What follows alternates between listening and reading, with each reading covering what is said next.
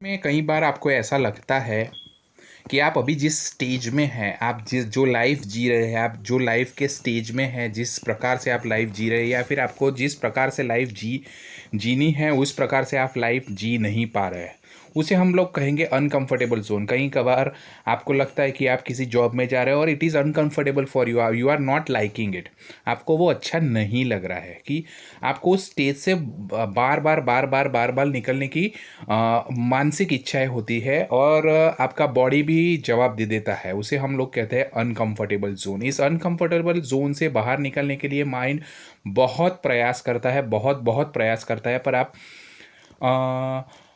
Consciously या फिर unconsciously आप उससे बाहर नहीं निकल पाते या फिर निकलने की कोशिश ही सिर्फ करते रहते हैं। तो क्या करना चाहिए?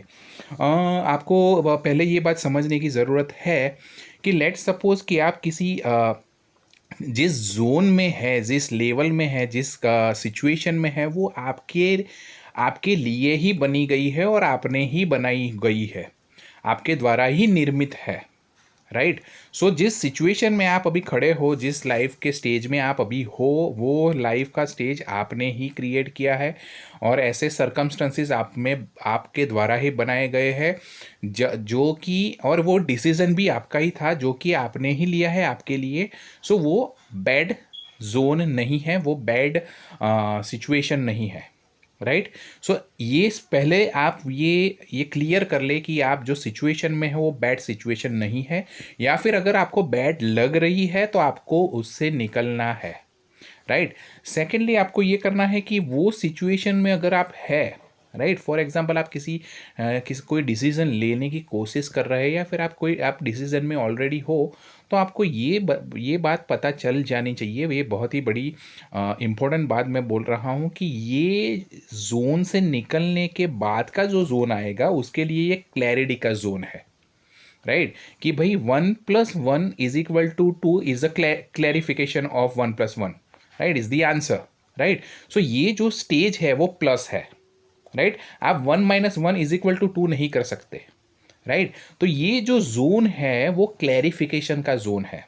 आपको उस तरीके से नहीं लेना है कि भाई आप ये जोन के बाद मेरा क्या होगा, मेरा क्या होगा, मेरा क्या होगा, मेरे साथ और कैसी घटनाएं घटेगी, बल्कि आपको ये लेना है, ध्यान रखिएगा कि ये जो क्लैरिफिकेशन का जोन है, आप इस जोन में जब हो तो आपका अगला जोन बहुत ही क्लियर रहेगा।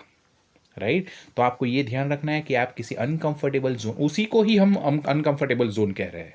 राइट। सो आप किसी अनकंफर्टेबल जोन या फिर सिचुएशन या फिर आप लाइफ के उस फेज में आपको फेस कर रहे हैं, उस फेज को आप फेस कर रहे हैं, तो वो अनकंफर्टेबल जोन है, पर वो क्लैरिफिकेशन के साथ आता है। जब कभी भी अनकंफर्टेबल जोन आपके सामने, आपके साथ साथ आपके सामने आ रहा है, तो वो क्लैरिफिकेशन के लिए आ रहा है।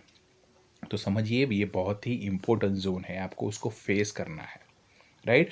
बहुत ही सफल लोग या फिर बहुत ही स्पिरिचुअल लोग या फिर आप कह लें कि बिजनेसमैन क्या करते हैं, तो बार बार इस असफल जोन में, अनकंफर्टेबल जोन में बार बार कूदते हैं, जिससे उनको बार बार क्लैरिटी आती है और क्लैरिटी क्लैरिटी क्लैरिटी करते करते करते वो सक्सेसफुल बन जाते हैं या फिर जीवन में आगे बढ़ जाते हैं।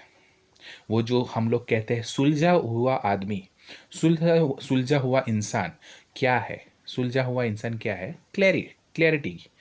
उसके मन में बहुत क्लैरिटी है।